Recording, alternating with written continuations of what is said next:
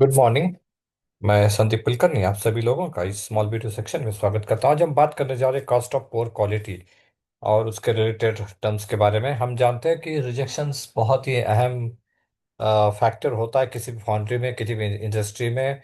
और उसके वजह से जो नुकसान होता है उसे हम कॉस्ट ऑफ पोर क्वालिटी कहते हैं। यानी जो नुकसान, यानी उसकी कॉस्ट जो खराब क्वालिटी के वजह से अ, होती है, हम उसे basically cost of poor quality कहते हैं। सो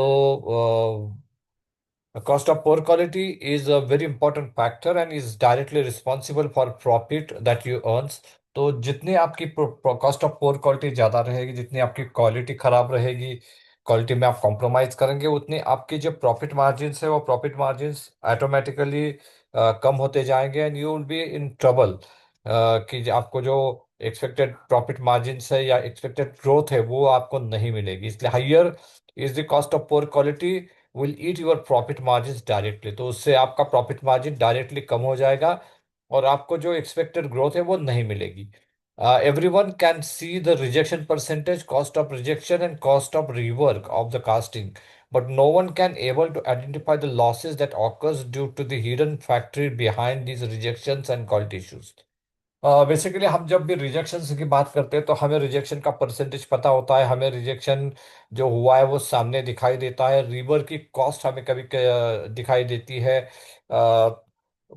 इसके साथ में रिजेक्शन की जो टोटल कॉस्ट है वो भी हमें दिखाई देती है। लेकिन इसके पीछे बहुत सारी और भी चीजें हैं जो हमें दिखाई नहीं देती है, जिसे हम hidden cost of poor quality कह सकते हैं, या फिर वो कॉस्ट जो हमें बिल्कुल सामने नहीं दिखाई देती है, लेकिन because of bad quality of casting, जो रिजेक्शन है उसके वजह से, क्वालिटी इश्यूज के वजह से जो भी ये सारी कॉस्ट आ जाती है, उसके बारे में आज बात करेंगे कि जो हिडन है, जो आपके सामने नहीं आती है, इसलिए हमें उसका अंदाजा, उसका पता नहीं होता है। तो वो जो कॉस्ट है वो आपके बेसिकली जो प्रॉफिट मार्जिन है उसे काफ़ी ज़्यादा हद तक खा जाते हैं, आपकी ग्रोथ को कहीं ना कहीं रिस्ट्रिक्ट कर देते हैं, कम कर देते हैं, उसके वजह से आपकी ग्रोथ रुक जाती है। तो वो बहुत अहम चीज़ मुझे लगती है। तो यही बात को लेके हम आज बात करेंगे कॉस्ट ऑफ पोर क्वालिटी।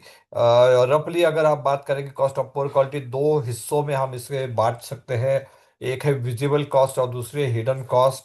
तो जो भी विजिबल कॉस्ट है तो वो हमें सामने दिखाई देती है, जबकि हिडन जो कॉस्ट है वो हमें सामने दिखाई नहीं देती है। तो वो सारी चीज़ें बहुत अहम है। तो उसके बारे में हम यहाँ पर बात करेंगे। नेक्स्ट वन जो बात है वो है विजिबल कॉस्ट, जो हमने बात की कि हमें दिखाई देती है बेसिकली।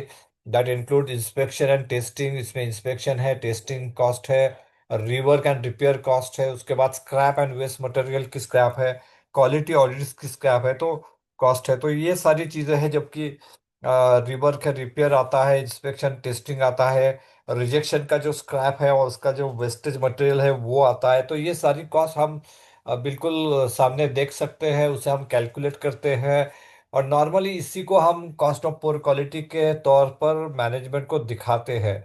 लेकिन सिर्फ यही एक विजिबल कॉस्ट नहीं होती है, इसके सिवा एक और अहम फैक्टर होता है जिसे हम कहते हैं हिडन कॉस्ट।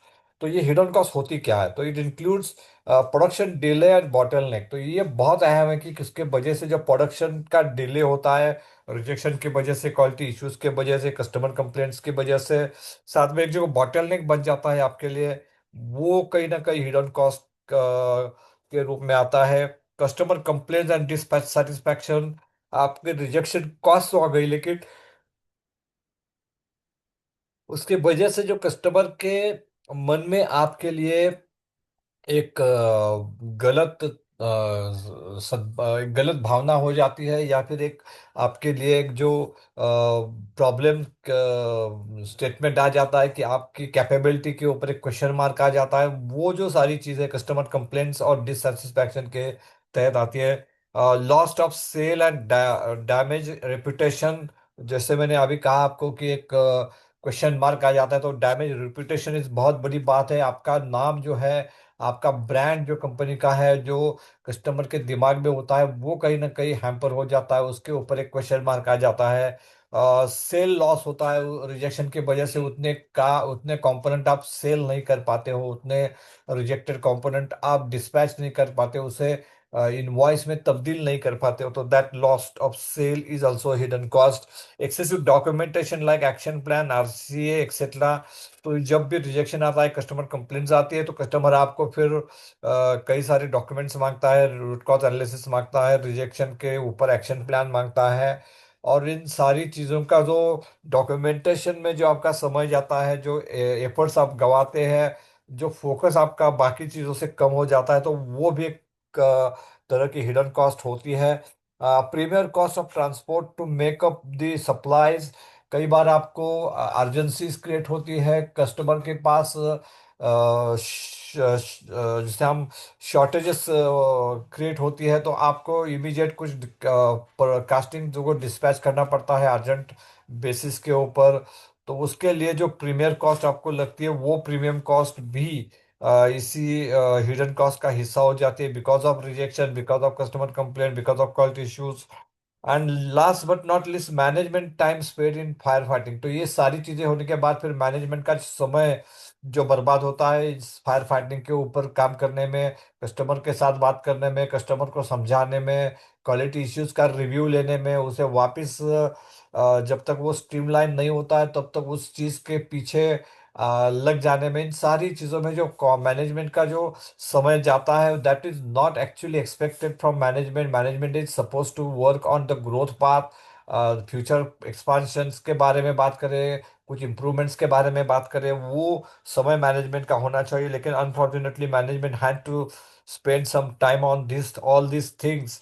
तो ये सारी जो है वो हिडन कॉस्ट है, that is very very big cost. ये हम नॉर्मली रुपीज में कन्वर्ट कर नहीं पाते हैं, रुपीज में उसको तब्दील नहीं कर पाते हैं, लेकिन if you consider all this factors, इन सारी चीज़ों का जो ऑर्गेनाइजेशन के ओवरऑल ग्रोथ पाथ के ऊपर होने वाला असर, कस्टमर के आपके रिलेशन के ऊपर होने वाला असर, कस्टमर के आपके जो रिपुटेशन है उसके ऊपर होने वाला असर, एक मार्केट में जो आपका ब्रांड वैल्यू नाम है उसके ऊपर होने वाला असर, और इन सारी चीज़ों का आपके बॉटम लाइन के ऊपर होने वाला असर, इन सारी चीज़ों का अगर आप ध्यान देंगे, उसके ऊपर अगर आप गौर करेंगे, तो डेफिनेटली ये हिडन कॉस्ट बहुत बड़ी कॉस्ट है, जो आप हमेशा इनकर्ड करते आते हैं जब भी कोई क्वालिटी इश्यू हो, कस्टमर कंप्लेंट हो, रिजेक्शंस हो।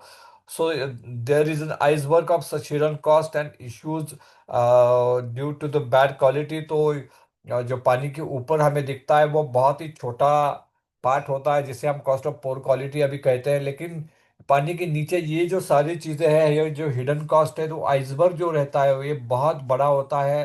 एंड अगर आप इसको कम नहीं कर पाते हो, इसे अगर आप एलिमिनेट नहीं कर पाते हो, इसे आप कंट्रोल नहीं कर पाते हो, तो डेफिनेटली जो आपकी नैया है वो कहीं ना कहीं आइसबर्ग के ऊपर जाके टकरा के कहीं ना कहीं वो डूबने के चांसेस या डूबने की आशंका बढ़ जाती है। तो there is very important message कि आपको ये हिडन कॉस्ट कम करने हैं, एलिमिनेट करने की कोशिश करनी है, और जितने हो सके उसे अगर आप रिड्यूस करेंगे, तो डेफिनेटली आपका जो ग्रोथ पाथ है वो हमेशा अपवर्ड्स रहेगा। The true cost of poor quality, the what you see versus what is really happening. तो रियली हैपनिंग हमने कहा देखा कि ये जो पानी के नीचे का जो आइसबर्ग है वो बहुत बड़ा फैक्टर डिफाइन करता है, ये बहुत बड़ी चीज होती है। तो जो हम ऊपर से देखते हैं वो बहुत ही कम होता है, लेकिन जो ये नीचे होता है उसे कंट्रोल करना, उसके ऊपर काम करना बहुत जरूरी है। That is very important. Cost of poor quality both including visible cost and hidden cost should be less than 7%। ये हमेशा ही 7% से नीचे होना बहुत जरूरी है। And most probably it is very important that it should be less than 7% in almost all the factories. But in small companies, we observe the range of cost of poor quality is between 25 to 30% of total revenue. तो ये बहुत बड़ी समस्या होती है छोटी company में, जहाँ पर वो क्वालिटी अवेयरनेस नहीं होता है, वो प्रोसेस कंट्रोल्स नहीं होते हैं, प्रॉपर इंफ्रास्ट्रक्चर नहीं होता है, जो कम्युनिकेशन गैप्स होते हैं, मैनेजमेंट का पूरा फोकस नहीं होता है, तो देर आर चांसेस कि वहाँ पर ये जो रेंज है 25 to 30% तक होती है, जिसके वजह से those companies not improve immediately, तो वो क्लोजर के बिल्कुल नज़दीक खड़ी होती है। और अगर थोड़ा इधर उधर हो गया तो वो कंपनी का जो कैश फ्लो है ऑलरेडी बहुत सारा ट्रबल में होता है, और अगर थोड़ा बहुत इधर उधर हो गया तो वो कंपनी बैंक करप्ट होने के चांसेस बहुत ज़्यादा होते हैं। So there are companies which are running in the range of 25-30% are very very close to bankruptcy, very very close to closure। और उनको इमीडिएटली इसके ऊपर कुछ काम करना पड़ेगा, इमीडिएटली इसके ऊपर एक्शन लेना पड़ेगा। some foundries or some industries are being observed between 20, 15 to 25%।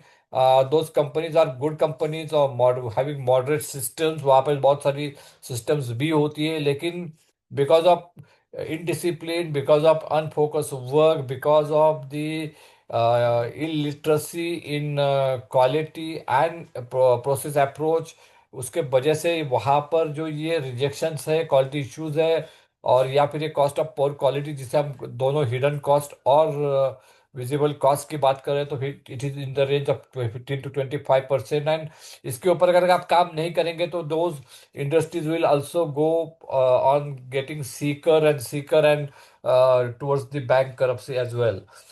There are some industries having working with 5 to 15%. I think most of the industries are working in this range right now, between 5 to 15%, having good systems, good infrastructure, and वहाँ पर controls भी काफ़ी अच्छे होते हैं, but they found lesser profit margin because of their inefficiencies, because of their competitive incompetitiveness in the quality with respect to market। और वहाँ पर उनका जो प्रॉफिट मार्जिन है वो कम हो जाते हैं because of the 5 to 15% of cost of poor quality। But there are few companies or foundries which are working below 5% with respect to cost of poor quality, which are the world-class companies and having fully focused efforts on quality, prevention, customer delight।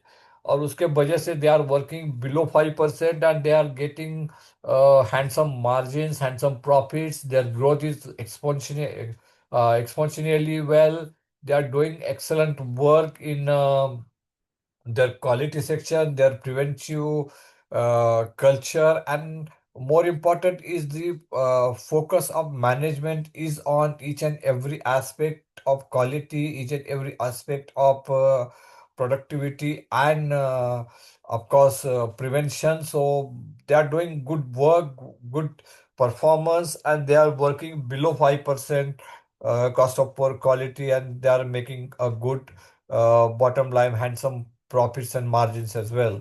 So this is about the cost of poor quality. I hope this video was very interactive with you, because it will definitely help you to uh, make more focused efforts in your company, in your foundry, in your factory, towards quality, towards prevention, towards better communication, better aspect in terms of quality, जिसके वजह से आप profit margins बढ़ा सकते हो, जिसके वजह से आप अपना जो ग्रोथ ग्रोथ है उसे एक्सपोनेंशियली बढ़ा सकते हो, and you will be on top of the world if you work on these factors, if you work on the quality awareness, quality aspect of the foundry, quality aspect of the product, and your aim is to have delightful customer, zero customer complaint,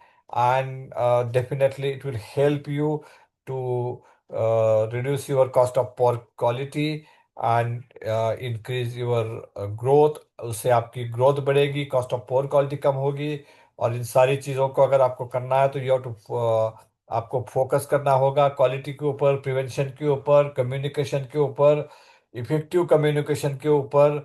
आपकी management को पूरी तरह से एक quality awareness देना होगा सारे staff में, एक क्वालिटी कल्चर बनाना होगा, एंड देन डेफिनेटली आप इस जो आने वाला समय है उसमें डेफिनेटली आप कुछ अच्छा कर पाएंगे, अच्छा प्रॉफिट कमा पाएंगे, आपकी कॉस्ट ऑफ पोर क्वालिटी कम हो जाएगी, और आपकी ग्रोथ दुगनी तिगनी चौगनी हो जाएगी। उम्मीद के साथ मैं इस वीडियो को ख़त्म करता हूँ।